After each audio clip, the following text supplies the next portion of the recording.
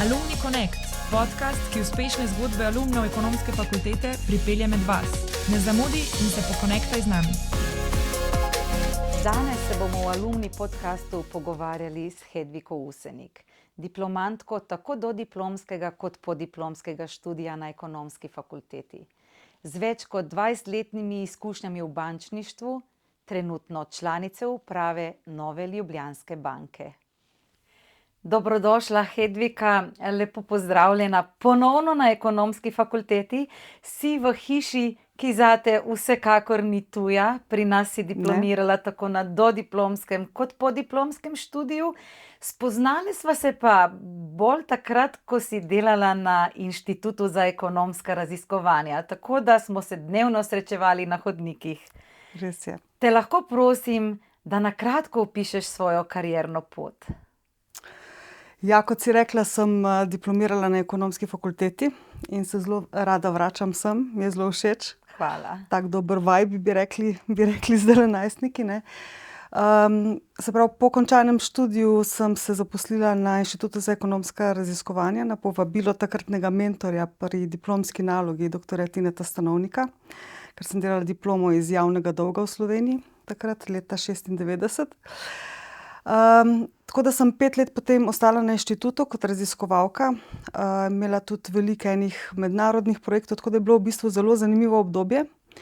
Ampak potem sem bila pred dilemo, ali iti na doktorat, pa v bistvu ostati v akademski sferi, ali iti v prakso. In me je zelo mučila tako nekako, da bi se jaz preizkusila nekje v praksi. Tako da sem se potem prijavila na edini razpis za analitika, takrat v Bank Austria Kreditanstalt, in sem bila sprejeta. In v bistvu sem prišla, nič nisem planirala, da ravno v banko, ampak nekako prijavila sem se, bila sprejeta in potem začela kariero tam. In tam postala 16 let. Pač najprej je bila to Bank Austria, potem je postala Unicredit. Najprej 8 let na področju corporata, poslovanja s podjetji, potem še 8 let na področju retaila, od analitika do člana uprave. Tako 7 različnih delovnih mest. In tudi, ker je to mednarodna inštitucija, sem imela veliko možnosti razvoja, 3 različne mentorje v različnih državah, veliko tudi mednarodnega sodelovanja. Tako da je bilo tudi kar zanimivo obdobje. No, potem pa zdajle že 6. leto v NLB-ju. Tule sem pa spet dobila ene čisto nove priložnosti, najprej kot country manager v hčerinskih bankah, tako da sem dobila tudi to izkušnjo dela v nadzornih svetih, potem predsednica nadzornega sveta NLB Skladi, potem še uprava. Vmes sem imela priložnost delati na par prevzemih in združitvah, pa tudi prodajah podjetij, kar prej nisem nikoli delala. Recimo prodaja naše hčerinske družbe NLB Vita, ali pa potem pač nakup in integracija Komercialne banke v Srbiji, potem M-banke oziroma prej Sberbanke v Sloveniji, tako da kar taka zanimiva pot, ampak nič ni bilo planirano, vse je nekako šlo tako po neki naravni poti, glede na priložnosti, ki so prihajale skozi različna obdobja življenja. Ampak si videla te priložnosti, si bila odprta verjetno za nove priložnosti. Kaj misliš, da je bilo tisto, kar je te omogočilo tako velik razvoj kariere? Ja, vse po malem. Zdaj seveda ta najprej izobrazba, a ne, ki ti da, se mi zdi, ekonomska fakulteta ti da neko širino. Potem sem bila že med študijem na 2 praksah v okviru organizacije ISEC, sem bila kar aktivna tam, tako da najprej 2 meseca v Nemčiji v eni družinski firmi, potem pa še 4 mesece na Filipinih. To mi je tudi malo odprlo obzorja, sem delala v eni oglaševalski agenciji. Potem pa seveda te različne delovne izkušnje, delo na različnih področjih, ko se je pojavila kakšna nova priložnost, sem jo pač zagrabila, pa sem delala nekaj čisto novega. Tudi če na začetku se seveda nisem počutila prav udobno, ne, ker najbolj udobno je, če nekaj znaš, pa ti izdelaš, pa si dober v tem, ampak potem mogoče manj rasteš, kot pa če skočiš na nekaj novega, ne, pa ne veš, lahko ti bo tudi spodletelo, marsikdaj ti tudi spodleti, ne, pa rečeš, okej, gremo dalje, pa kaj drugega. Tako da se mi zdi ta mogoče odprtost, no, za različne priložnosti, pa ta dobra osnova na koncu študija, pa v teh dodatnih aktivnostih, v katerih sem bila deležna v času študija. Pa slišala sem to, sem se lotila tudi česa, kjer se nisem počutila varno. Verjetno pogum, da greš v področja, ki jih ne poznaš, si se pa pripravljen naučiti, to je zelo, zelo pomembno pri razvoju kariere. Ja, mislim, da sem kar pogumna z tega vidika. Ni mi težko skočiti v nekaj novega. Res, da me je strah na začetku, seveda, ne. Pa ne, tako da bi rekla, da vedno z veseljem skočim, ne. Ponavadi se počutim nekaj časa nelagodno, pol se pa odločim, pa je že boljše, ne. Ampak potem, ko pogledaš nazaj, pa vidiš, da si se veliko bolj razvil, pa veliko različnih stvari probal, pa da si sposoben tudi nekaj čisto novega, ne, da si se sposoben nekako zboriti, tudi če ni najlažje. Tako da to se mi zdi, ja, je ena taka moja lastnost, pa rada se učim. Zelo težko bi delala na enem delovnem mestu, ki bi bilo zelo rutinsko. Hitro se naveličam neke rutine, rada imam, če ne drugega, pa se jaz nekaj novega spomnim, ne, ker se mi zdi, da moramo ves čas nekaj napredovati. Mogoče je tudi to vzrok, da imaš res širok spekter karier znotraj bančništva. Nisi delala samo v enem segmentu, ampak prej, ko si govorila o izkušnjah, lahko bi te vprašali katerokoli strokovno vprašanje, pa se zdi, da bi nanj znala odgovoriti. To pa ne.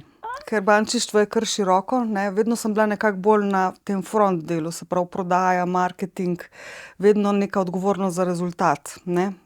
Pač vedno imaš neke zelo jasne cilje, in to imam nekako jaz rada, no, da točno vem, to moramo doseči, ne vem, kako bomo, ampak bomo nekako našli način. Tako da vedno ta front del, tako da če me vprašate kakšno, ali pa če me vprašaš kakšno zelo strokovno vprašanje, mogoče tudi ne bi vsega znala odgovoriti. Se pravi, fokus ti je pomemben.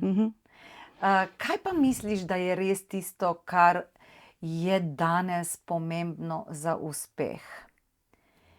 Fokus definitivno ena od stvari. Kaj še?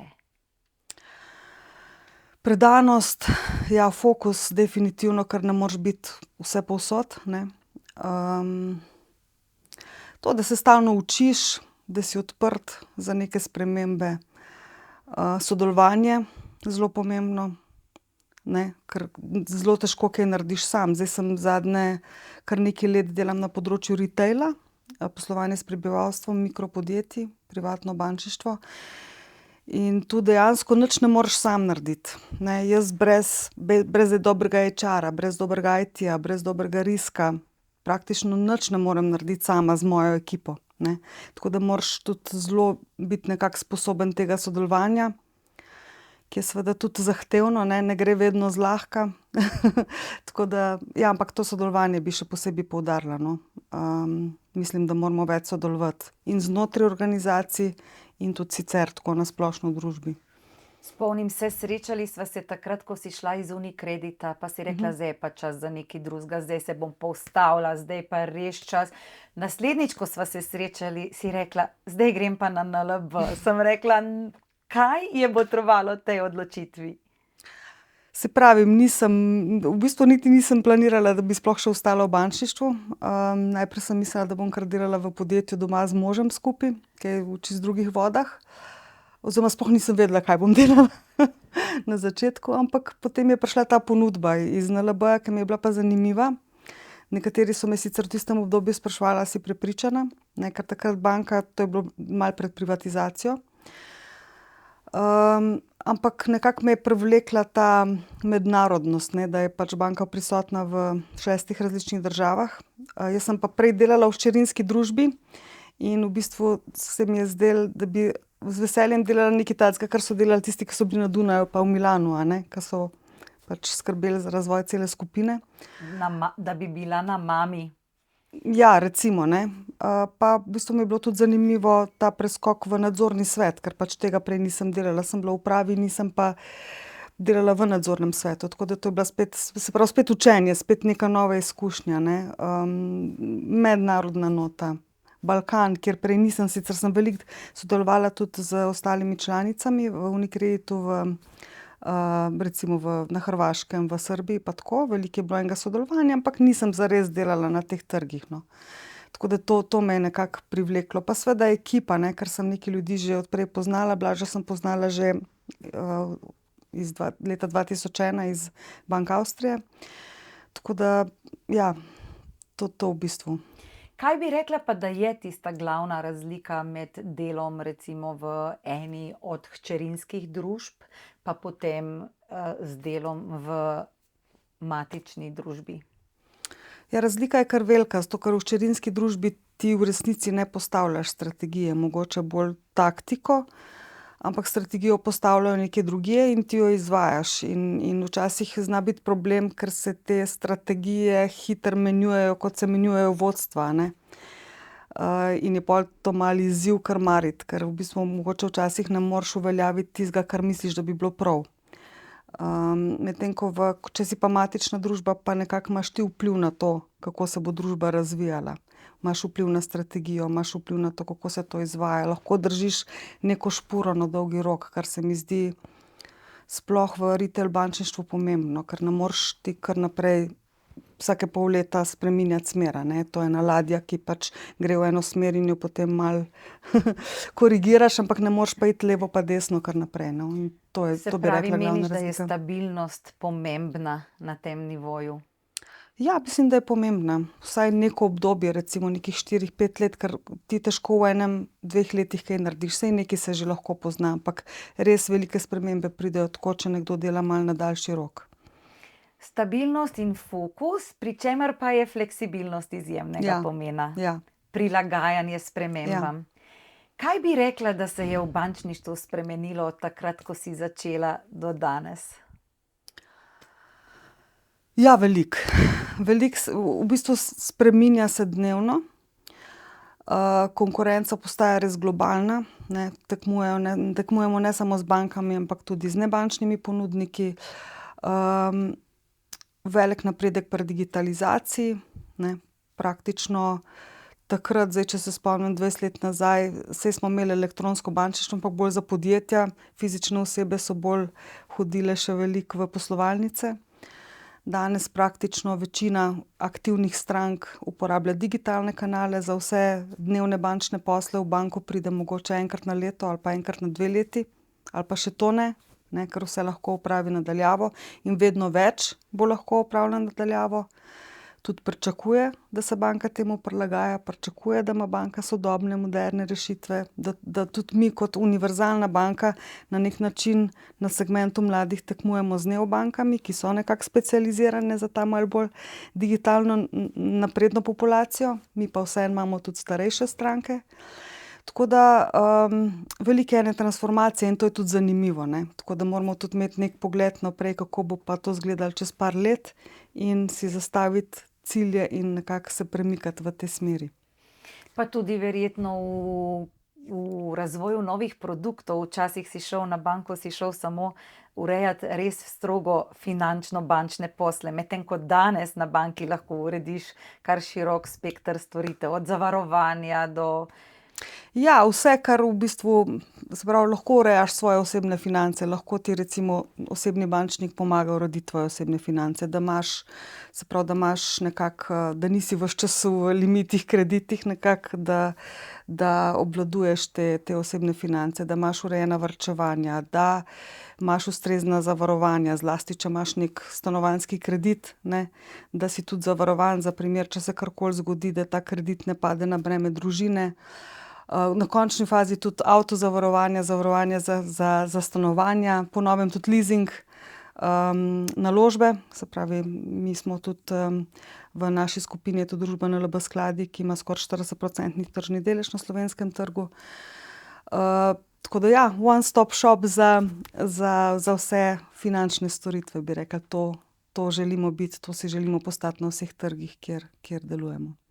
Tudi izzivi so se čez zgodovino spreminjali. Kaj bi rekla, da so največji izzivi bančništva v tem trenutku? Izzivov je veliko. Recimo za eno univerzalno banko, kot smo mi, preideti iz enega recimo tradicionalnega IT sistema v moderen, naprednejši sistem, se pravi, ne, in hkrati na dober način servisirati in starejše stranke, ki so navajene bolj tradicionalnega bančništva, in mlajše stranke. To mogoče bi izpostavila kot kot nek glaven izziv, pa v bistvu nekako uporabljati, s pridom uporabljati vse te nove tehnologije, ki prihajajo, jih razumeti. Ogromno je ene regulative. Regulativa je res in compliance je kar eno tako področje, ki je zahtevno za obvladovanje. Vedno več ljudi se ukvarja s tem, tudi recimo bi rekla potrošniška zakonodaja je vedno bolj striktna. Tako da te zadeve bi mogoče omenila kot največji izziv. Mogoče čez par mesecev bo pa spet kaj drugega, tako da vedno je kakšen izziv. Na eni strani visoka stopnja regulative, na drugi strani pa kripto svet, kjer je ta regulativa v bistvu še popolnoma neurejena. Se tudi bančništvo srečuje z velikimi izzivi na tem področju. Ja, ampak prej ali slej bojo vse te zadeve tudi regulirane, a ne. Pač nekaj časa je to wild west, potem pa pride vedno do neke regulative, saj mora priti, a ne, da nekako, ker mora v bistvu zaščititi na končni fazi tudi potrošnike, a ne, sploh če govorimo o poslovanju z fizičnimi osebami. Če se premakneva malo na vodenje, lahko bi rekli, da pišeš zgodovino raznolikosti po spolu v upravi NLB-ja. Si prva ženska, ki si postala članica uprave. Kako se počutiš v relativno moškem svetu kot ženska? Ja, kar dobro. Kar dobro, sem navajena nekako biti v moškem svetu, a ne. Ker je bančni svet bil v preteklosti dosti moški, zdaj pa ni več, no. Tako da verjamem, da ne bom edina in zadnja. Nekje sem zasledila, da si enkrat rekla, da so bile tvoje sodelavke zelo vesele, ko si postala članica uprave. V svojem timu ste pa relativno same ženske. Drži? Ja, res, ja. Res. No, če gledam ta moj ožji tim, smo res same ženske, se pravi jaz pa 4 dame. In se tudi zelo dobro razumemo, bi rekla.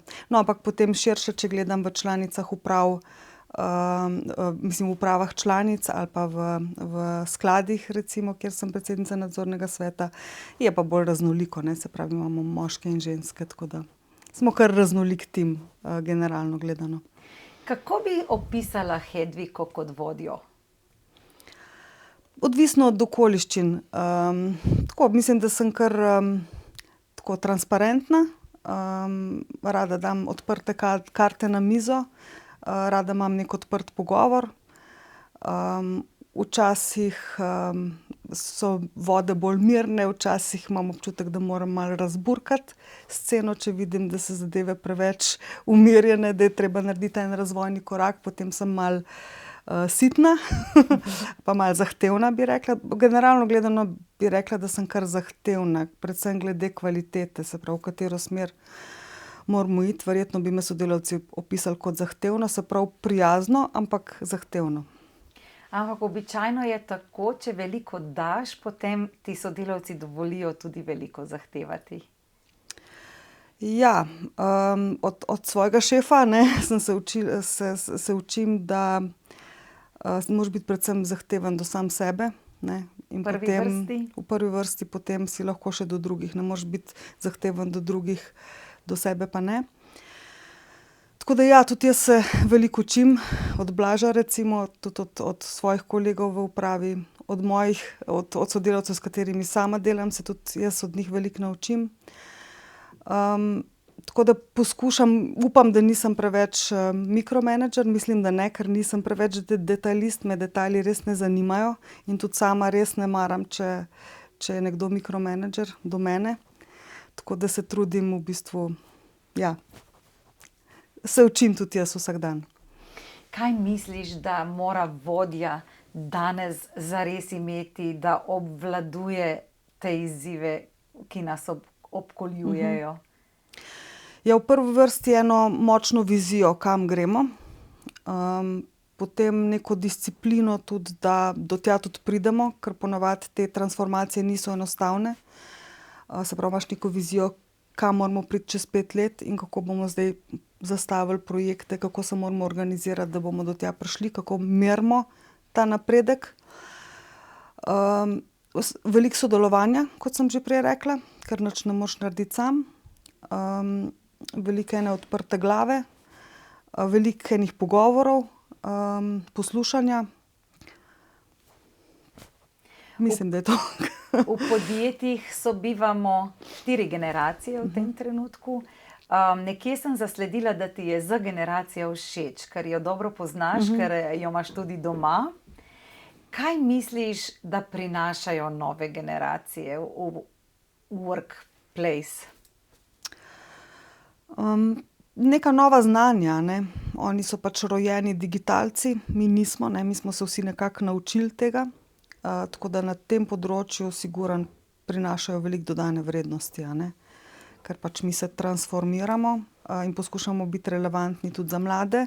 In brez da imaš mlade v timu, ki ti v bistvu, ki vejo, kako razmišljajo mladi, ali pa recimo, da sodeluješ na primer z univerzami, s študenti, a ne. Mi imamo vsako leto en lušten projekt v bistvu z vašo fakulteto, kjer nam študentje malo nastavijo preko različnih projektov ogledalo, ne, pa nam povejo, kako bi pa oni kaj naredili. In to je seveda zelo koristno za nas. Tako da ja, meni je ta generacija všeč. So taki multitaskerji, ne. Nimajo pa tega attention spana, v bistvu zelo, če jaz mojim hčerkam dam kaj več za prebrati, kakor toliko, ne. Ni fokusa. Ni fokusa, ja. Nimajo tega fokusa. No, ampak so pa, se pravi, meni so, kot rečeno, všeč, kako razmišljajo. Mislim, da imamo še upanje v tem svetu, ker so tudi, se mi zdi, bolj dovzetni za zdravje tega našega planeta, ne. Mislim, da jim je bolj pomembno, v bistvu to, kar smo mi narobe naredili, upam, da bojo oni sposobni popraviti, no. Če njih poslušamo, potem je pogosto menijo, da je svet velikih podjetij, svet tradicionalnih podjetij precej tog. Misliš, da se bomo uspeli prilagoditi spremembam, ki jih oni prinašajo, oziroma v kolikšni meri se bomo morali prilagoditi tistim, ki prihajajo na trg? Ja, absolutno, saj mislim, če hočeš prodajati, se jim moraš prilagoditi, a ne. Kot sem rekla, pač tudi tradicionalne banke na neki način tekmujemo z neobankami ali pa specialisti, a ne. In to ni vedno lahko. Tako da nekako moraš delati na podobni izkušnji. In absolutno se moramo prilagajati. Ves čas. Ves čas. Si na TikToku? Ne, jaz osebno ne, so pa moje hčerke. Poznaš to? Ja. Ja, poznam, ampak ne uporabljam. Kdo je pa Hedvika izven službe? Ja, poskušam biti ena navadna mama, a ne, tudi če mi ne ratuje prav dobro velikokrat, tako da, se pravi, poskušam posvetiti večino časa, ki ga imam na voljo svojim otrokom, možu, družini, širši družini. Imam tudi en krog prijateljic, ki se poznamo še s fakultete, tako da mi je fakulteta dala poleg pač te izobrazbe in te širine tudi prijateljski krog. Se pravi, tule smo se spoznale, tudi delno na fakulteti, delno v okviru ISEC-a. Tako da poskušam nekako tudi z njimi vzdrževati čim več stika. Z družino radi kam odpotujemo, sicer ne prav pogosto, ampak recimo poskušamo enkrat na leto. Kakšna smučarija, kaj malega športa, nič tako posebenega, no. Ja. Kaj bi rekla, da je bilo tvoje najboljše potovanje? Je bilo kar nekaj zanimivih. V mlajših letih sem rada šla na kakšno eksotiko. Recimo sem že omenila Filipine, ker sem bila tam 4 mesece na praksi, pa sem tudi kar nekaj potovala. Enkrat sem bila v Afriki, Zimbabve, Južnoafriška republika, to je bilo tudi zelo zanimivo, 2-krat v Kanadi. Pa veliko po Evropi, no, ampak družina je zdaj malo bolj konzervativna glede teh potovanj, niso preveč naklonjeni veliki eksotiki, smo bili sicer skupaj na Šrilanki, to je bila največ eksotike, kar smo z družino šli, drugače pa bolj Evropa, no, lani smo bili recimo v Grčiji, letos planiramo Portugalsko. Tako. Ampak recimo, ti si šla v tujino že takrat med študijem, takrat ni bilo še tako zelo pogosto, da bi mladi potovali, danes so potovanja pa izmenjave pri mladih standard. Kaj misliš, da ti da dimenzija tujine? Jaz mislim, da je to najbolj pomembno. Mislim, študij je seveda pomemben, ampak še bolj pomembno je, se mi zdi, kaj počneš še zraven študija. In če bi jaz imela še eno priložnost, bi v tistem obdobju, preden greš v resno službo, preden si potem ustvariš družino, bi absolutno še več potovala. Da si nabereš še več nekih izkušenj, vidiš drugačen svet, kot si ga navajen, se ti odprejo malo obzorja. Jaz sem recimo pri sebi videla tudi, da sem bila po naravi malo bolj perfekcionist, pa so me ta potovanja malo zdravila tega. Sem zdaj malo bolj go with the flow. Verjetno, če ne bi šla na ta potovanja, sploh malo bolj v Azijo, Afriko, tretji svet, vprašanje, če ne bi bila malo preveč perfekcionistka, ti to potem malo škodi. Tako da, zato tudi jaz pol doma pri hčerkah zelo spodbujam tudi to, no, da če imajo možnost, tudi hčerka je šla pri 18 letih sama lani malo potovati, ne, meni se zdi to super. Predvsem zaradi tega odpiranja obzorij. Odrasteš na eksponentu hitreje, kot če si v varnem okolju, v vati. Tako. Je pa res to, ne, zdaj mislim, da ima, ker smo pač v Evropski uniji, imajo tudi mladi veliko več možnosti potovanja, veliko teh izmenjav, ne, ki jih takrat še ni bilo toliko tega, ko sem jaz študirala. Naše alumni podcaste poslušajo tudi študentje. Verjetno en tvoj nasvet bi bil, da grejo čim več v tujino in si nabirajo izkušnje. Čim več različnih izkušenj, tudi recimo kakšno študentsko delo, ampak če se da iti na kakšno izmenjavo, na kakšno potovanje, na kakšno prakso, karkoli, ali pa recimo mogoče tudi, verjetno je še boljše, če začneš kariero kje drugje, ne. Da se kališ v kakšni multinacionalki, ponavadi imajo multinacionalke kar take močne sisteme, kjer se zelo hitro lahko razvijaš, ne, izobražuješ. Pa tudi veliko učiš. Ja. Verjetno to tudi pogledaš na CV-ju, ko izbiraš nove sodelavce, kaj so počeli še zraven študija. Ja, ponavadi je to neki, kako bi rekla, differentiator, zdaj se ne spomnim slovenskega izraza, malo se s tem razlikuješ od ostalih, ne. Ali pa recimo kakšni športniki, ne, ki zraven delajo še kakšno športno kariero, ali pa nekaj drugega, da se v bistvu kot osebnost še malo širše razvijaš. To postaja vedno bolj pomembno, to so mnenja mnogih zaposlovalcev. Rada plavaš? Ja, ne zdaj tako športno, ne, tako, morje, ja. Rada imam morje, plavanje. Tuja mrzla voda. Ne, mislim, nisem zdaj kakšen ekstremist, kakor zdaj kakšni grejo, ne, tam Na led? Ja, na led, pa 10 stopinj, to ne, tam ne, na 18 stopinj. Tako da upam, da za 1. maj pridemo do tam, no. Letos še nisem. Rada imaš jezike. Ena od tvojih želja je, da bi znala 7 jezikov. Ampak jih pa že kar veliko vladaš. Ja, 6 recimo. Katere? Slovensko, srbsko, hrvaško, to štejem kot eden, ne, potem angleško, italijansko, nemško, francosko, ja. Pa rada bi znala še, ne vem, kaj bo naslednji. Nekaj sem se učila rusko, nekaj sem se učila albansko, ne vem, en jezik bi še rada znala, no, tako. In želja je bila, da greš študirati jezike, potem pa je te življenje poslalo v bančništvo. Ja, v bistvu so vsi pričakovali še, jaz sem sama pričakovala še pred vpisom na fakulteto, da bom šla študirati jezike, ja. Ker mi je pač, sem bila dobra v tem, sem hodila na tekmovanja in tako. Ampak potem sem tik pred zdajci, ne vem, ena intuicija in nekaj sem začela razmišljati, pa kaj bom jaz s temi jeziki delala, se jih prevajala ne bi, učila ne bi, ne. Pa me je pol nekako zvlekel v ekonomijo, moram reči, že mi ni žal, ker jezike se lahko, sploh zdajle, ne, ker imamo bistveno več stika z jeziki lahko, če želimo, kot smo imeli v preteklosti. In ja, me je zapeljalo v druge vode, ampak te jeziki, učenje jezikov so še vedno nekako malo moja ljubezen, strast. Zdaj to poskušam na ta način, da malo berem. Zdaj berem eno italijansko knjigo, včasih kakšno francosko, tako malo, da malo vzdržujem, ne, ker drugače nimam kaj dosti priložnosti, razen italijanščine, če grem na kakšen izlet, recimo lahko malo potreniram, drugače pa niti razen z angleščino, pa z temi balkanskimi jeziki nimam kaj dosti stikov. Lepo. Ja, hvala, da si se odločila, da si šla v ekonomijo. Hvala, da deliš znanje še vedno z našimi ciljnimi skupinami, tako alumni kot tudi študenti. Kaj pa so plani za prihodnost?